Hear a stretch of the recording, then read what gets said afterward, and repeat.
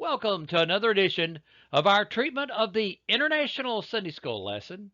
Today's lesson is entitled Love Never Fails, and it's taken from 1 Corinthians, the 13th chapter, verses 1 through 13, and it's for October the 25th, 2020, fall quarter, lesson number 8. Now, a little background information. This lesson today is taken from the book to the Corinthians. Now, the Corinthian church, unlike a lot of the other churches, was a church of people who had more money than the rest of the churches, a lot of the rest of the churches had. For example, the church at Philippi was a much poorer church than the people of Corinth. The people at Corinth had a lot of export goods. They had a lot more finances, and you can tell a little bit in the way that they approached life and the way they approached church. There were several situations inside of the church at Corinth that was indicative of people who had a good bit of money and that money was important to them. You can see how there was a lot of talk about who was the greatest, who was the best, who should have the most amount of authority inside that church. There also seemed to be an issue with pride inside that church and a little bit of arrogance. You know, that's the church where people were ascribing their worth by who converted them to the faith. That was a church where if they had a spiritual gift, they would flaunt it over other people that they had a spiritual gift. And so it's fitting that this church is the one that Paul put the 13th chapter of the book of 1 Corinthians in to speak to these people and to reinforce the importance of love. Okay? Now, 1 Corinthians 13, 1 through 2. If I speak with the tongues of men or of angels, but do not have love, I am only a resounding gong or a clanging cymbal. If I have the gift of prophecy and can fathom all mysteries and all knowledge, and I have a faith that can move mountains, but do not have love, I am nothing. Now, in these first two verses of this chapter, the Apostle Paul makes a stark contrast with the things that are visible, the gifts that are so visible inside the church, and makes a stark contrast and says, if you do these things and you do not have the love of God in your heart, you're worthless. If it's not done in love, it is meaningless. Okay? Now, the third verse. If I give all I possess to the poor, and I give over my body to hardship, that I may boast, but do not have love, I gain nothing. Now, let me be real clear about some things. Yes, it's important for the Christian to give freely and to help people and to minister to the physical needs of the people around them. But if you sit there and take that little bit of money and flaunt it and wave it above your head so everybody can see you give it, if you make a big deal out of it, and that's the reason why you're doing it, it profits you nothing. You have already gotten your reward. The fame and the honor that you're so desperately desiring to get, you've already got that. Love needs to be the central driving force behind what you do. And you should be doing more good things for people in need that nobody knows about. You should be doing the stuff in secret, more stuff in secret than anybody would ever see. Now, there are times where it just gets discovered that you did something. There are times where you have to own up that you gave it.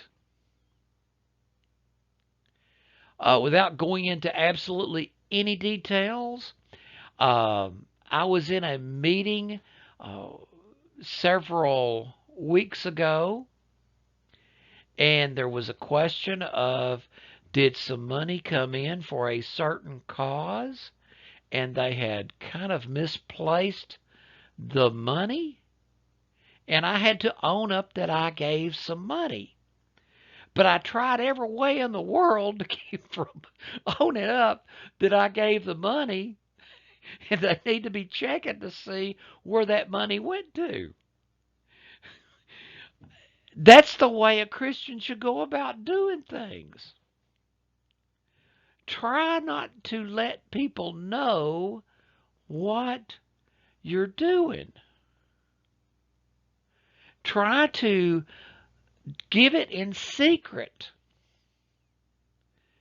Again, there are sometimes where you have to own up to things. You don't want people to think that you're sneaking around and undermining their authority. For example, let's say hypothetically, if you're going to put a homeless person up in a hotel and they are hanging out at somebody's church and they're on the front porch and you don't go to church there, it's a good idea to call the pastor and say, look, you got a homeless guy on the front porch of your church, and the Lord's leading me to put them up in a hotel. And you tell the pastor that, but it's to be in secret between the two of you, because you don't want people to think that you're out undermining their authority. So sometimes you do have to own up to some things, just because you don't want, like I said, you don't want people to feel like they're having their authority being undermined. But for the most part, you know, work through the pastor of the church. It's completely legitimate. Even if you don't go to church somewhere.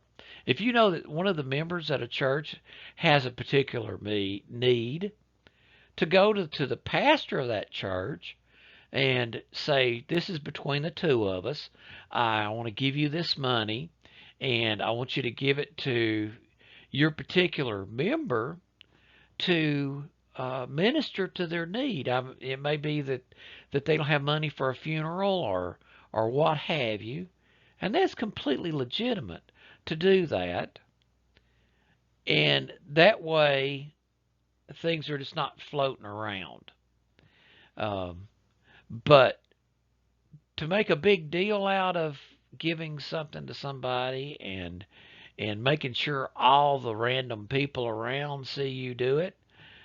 You should not be doing that at all.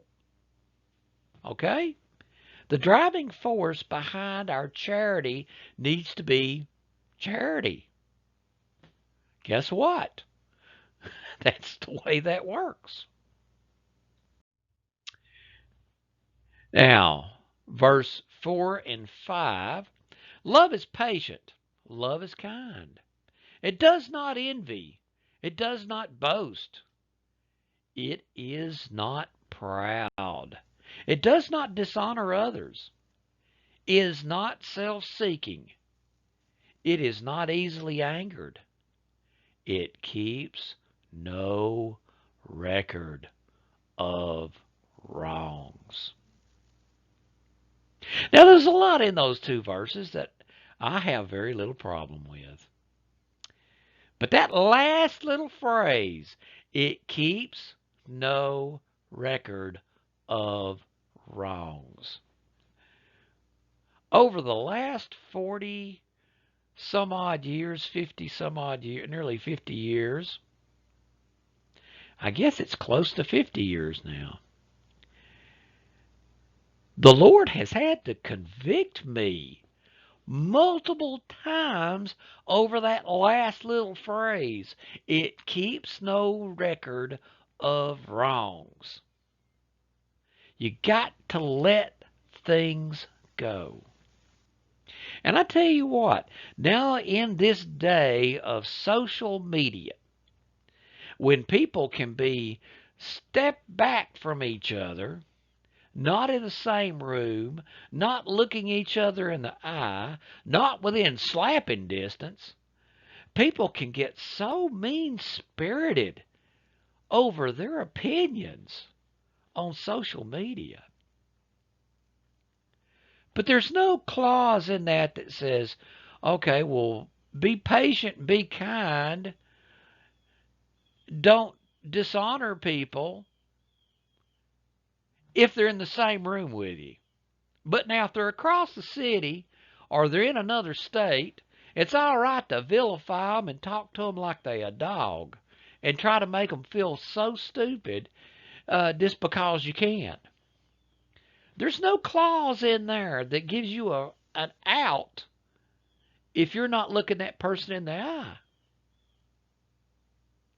So we need to, as we are interacting with each other on things like Facebook and Twitter and emails and what have you, we need to exhibit these Christian characteristics and not be mean-spirited when we interact with people.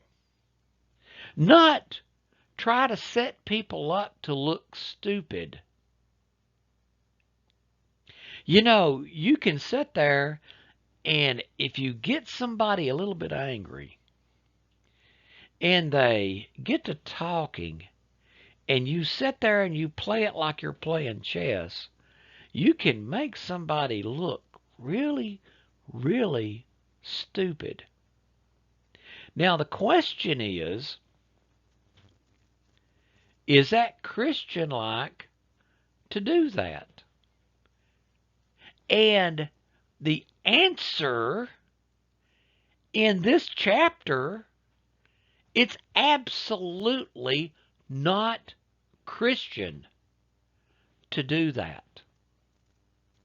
It is very unchristian to do that. And we need to take this chapter to heart, especially in the days of social media, and especially in the days in the United States of a political event. Now, you should go out and vote for whoever you think is the best person. Christians should vote. Christians should have opinions. Christians should watch the news. Christians should care about what goes on in their country. But I'm telling you something. Christians need to be calm. They need to be rational. They need to be reasonable. And most important, they need to be honest. If you are saying things to try to make a political point, and it is real obvious that it's false, and especially if it's false about somebody's character, you have committed a horrible, horrible sin. That is called bearing false witness. And it comes from a place of ungodliness and satanic hate and anger and destroying the testimony of the church. Let me tell you something. If people can go out and do a Google search in 30 seconds and find where you're lying about stuff, and then you turn around and quote a Bible verse and tell everybody about Jesus, how are they going to take you serious? We have got to be people of integrity. We have got to be people of compassion. We have got to be people of love. We have got to be people of reason.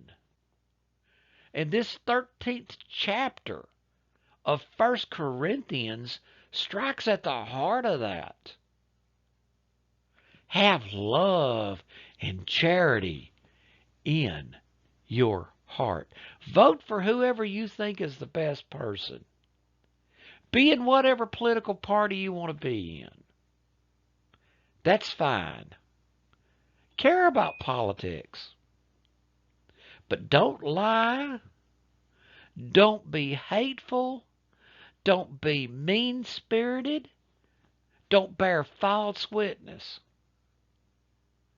Why would you be willing to send people to hell by destroying your testimony just to get some politician in a particular office?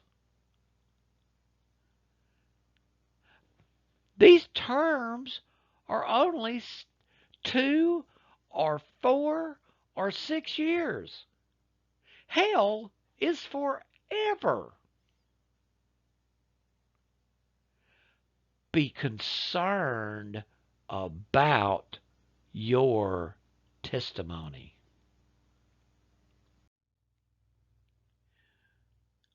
Sixth and seventh chapter. Love does not delight in evil, but rejoices with the truth.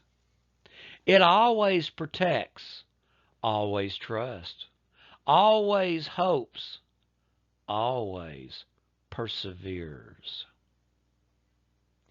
That says it all. Reinforces what I was just saying about the previous verses. Rejoice in the truth. The truth matters.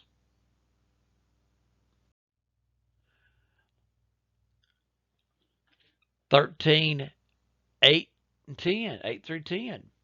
Love never fails, but where there are prophecies, they will cease. Where there are tongues, they will be stilled. Where there is knowledge, it will pass away. For we know in part, and we prophesy in part. But when completeness comes, what is in part disappears. Now, there are some, they're called cessationists, who teach that this is saying that words of knowledge and prophecy and speaking in tongues uh, stopped happening when the Bible got here. But now, when you read these verses and take them at face value, that's not the case, because the Bible is a book of prophecy, and it is the supreme book of prophecy. It's the one that everything else is judged by. These verses are talking about when the new heaven and the new earth come down, and absolute utter perfection is on this earth. Our understanding of the Bible, our understanding of reality, our understanding of everything is only a partial understanding. But when the new heaven and the new earth comes down, then we will see Jesus face to face. And that's what that's talking about. That incompleteness is going to be done away with. And then the completeness is there.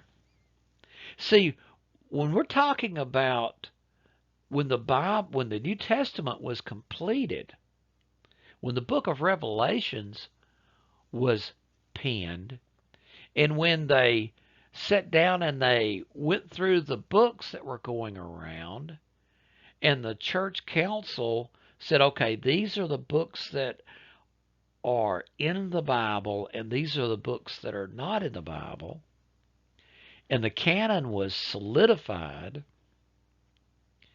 we were not seeing Jesus face to face. That happens when the new heaven and the new earth comes down. So that's why you have to reject the cessationist doctrine that speaking in tongues is done away with. Okay, I've said all I'm going to say about that. The other important thing that I want to say about these verses is that love is above the gift of speaking in tongues.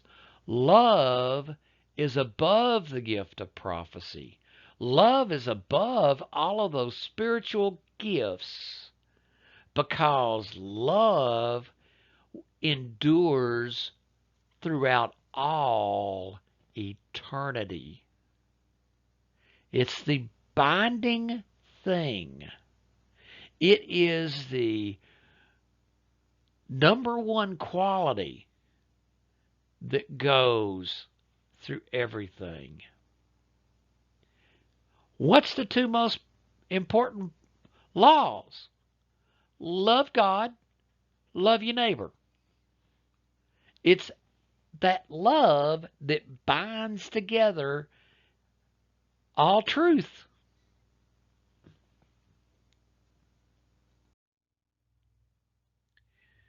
Okay? 13, 11, and 12. When I was a child, I talked like a child. I thought like a child. I reasoned like a child. But when I became a man, I put the ways of childhood behind me. For now we see only a reflection as in a mirror. Then we shall see face to face. Now I know in part, then I shall know fully, even as I am fully known. Now, that is what really clearly tells you Paul is not talking about the canon when he's saying that tongues are going to cease. He is talking about seeing Jesus face to face. Now, the last verse. For now we see these three remain: faith, hope, and love. But the greatest of these is love. Well, I tell you what, if I was going to do a summary, that's it. The greatest of these is love. Well, friends, good Lord willing, I'll be back with you next weekend.